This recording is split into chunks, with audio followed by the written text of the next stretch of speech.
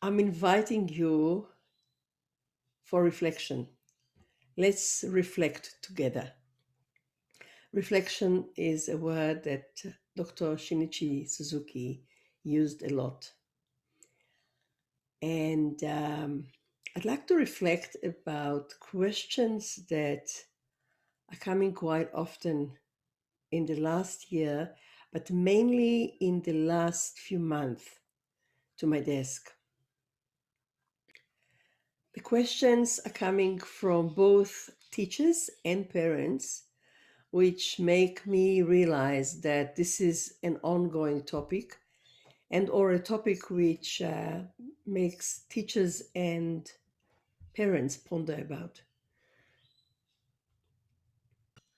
The question is around motivation. How can I motivate my student or how can I motivate my child? Sometimes teachers will ask very frankly, how can I motivate myself? Or parents will ask, how can I motivate myself as a parent? Now, this is not going to be a long lecture. It's going to be a very short teaser, invitation to think together. And most likely, if needed, we will come back to the topic. Motivation. So, motivation, as a definition here, Wikipedia, Google, our best place to look for when we don't have time, not as a substitute for books, of course. Motivation is a driving factor for actions. Again, motivation is a driving factor for actions, willingness, and goals. A driving factor for actions, willingness, and goals. Motivation is derived from the word motive or a need that requires satisfaction. So it goes without saying. We want motivation because we want to be satisfied by what we are doing and maybe the results too.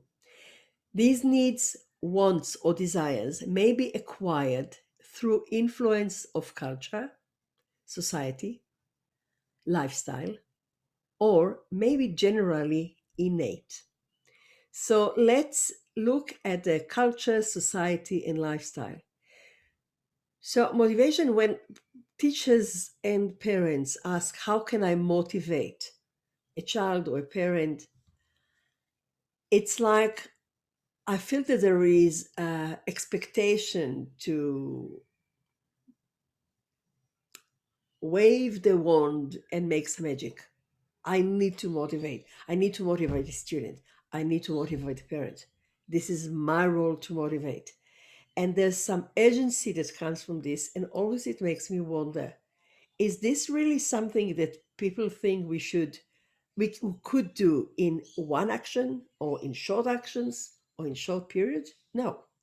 What we would like to do is to create the environment, another word used a lot by Dr. Suzuki, to create the environment so the family can strive and the child will want to do it. So, motivation is again something which needs to be in the environment. Now, I know that there are some children, and they belong to the last category that I read, the innate thing. So there will be some children that they will have it naturally or that will have it in them. They don't need it to come from outside. They just love, they have the love for the instrument or for music or for the process of practice so ingrained with them almost from day one that they're only looking for the time that they can explore music on the instrument. But this one, usually, if all the children were like this, no teacher or parent would ask, how can I motivate? Because these children are self motivated. Also, many children who are not self motivated from the beginning or at beginning stages will become self motivated later on. This is our goal. We don't want to do the hocus pocus from or the cheering. We don't want to be the cheering team for the children for the rest of their lives. We want to create a desire in them. So gradually, and when the time comes, with the innate desire, they want to do things. They don't need to be motivated from the outside. So when we have young children or beginner children, the ones that don't have innate motivation, how can we help them? By helping ourselves.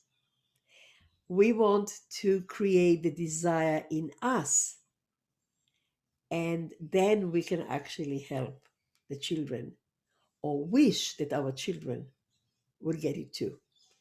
It reminds me something which might completely not have any connection, but I'll still say it because it comes out. It crosses my mind now. When my children were young and I wanted to interest them in something good, I never pushed them, I never forced them, but I wanted to interest them, and my verbal recommendation were not enough. I usually, while I was eating it, and I always ate what I cooked for them, while I was eating them, I made sure that they'd see how much I enjoyed. And many times it was accompanied by hmm. So this has become a joke in the family. Whenever I'm trying to coax, persuade, motivate my children, and they're of course grown up now. When I'm trying to motivate them, to coax them, to convince them to try, or to sell something to them, in better words of using it, we will all go and we laugh. So what I'm saying, and maybe it is connected, the is something that we want to do for our children.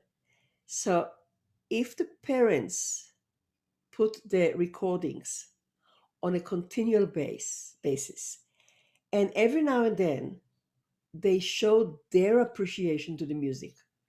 Maybe they just, while they do other things, they hum the music, they clap the music, they whistle the music, they sing the music. If the parent like the music, if the parent enjoy the music, at some point it will need to pass to the children. It's contagious. Love is contagious. Love of music is definitely contagious. So, being in the environment of a household that loves music, eventually, maybe not from day one, not even from day two, eventually the child will like doing the same, or at least will develop a rapport with what they're doing. It reminds me when young children come to observe lessons before they start the lessons. So we always have a talk with the parents, and I tell them, when you come to the lesson for the first few observations, and yes, being quiet is needed in the studio. We don't run around in the studio. We just sit quietly. I don't even demand or expect the children to sit and listen attentively. Not at the beginning. I always say to the parent, when you see that your child starts fidgeting and you still want to stay, you don't want to leave, because the best is to leave, but you don't want to leave, you want to stay, don't hush your child. Don't say to your child, shh, because that maybe will help once, twice, and even if it helps 5 times, that's not the natural thing you want your child to acquire. Just you make sure that you are interested, fully engaged with your gaze and ears at the lesson in progress. And then I love watching it, and I always share it with the parents before they're coming so they can observe how it happens when they come to observe lessons. So, this is how it happens. The child sits, just imagine a picture like this. The child sits next to the parent, and of course, a young child, 2 or 3 years old, 4 or 5, will not sit and listen and be quiet for a long time from day one. So the child will sit and listen because it's interesting. When the novelty wears, the child will start looking around in the room. There are quite a few interesting things, nice pictures, pictures of students, pictures of Dr. Suzuki, pictures of parents, mothers, children, lots of pianists around on the wall. And then when the child finishes having a round, then the child starts to be bored. So you can start seeing the body language of the child. The child starts moving restless.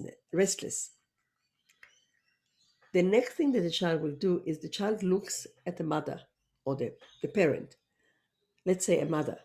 The child looks at the mother. Now, this is what happens. If the mother is observing and concentrating on the lesson, you see the child doing this. Let's say this is the mother. The child goes like this and follows with the eyes the gaze of the mother.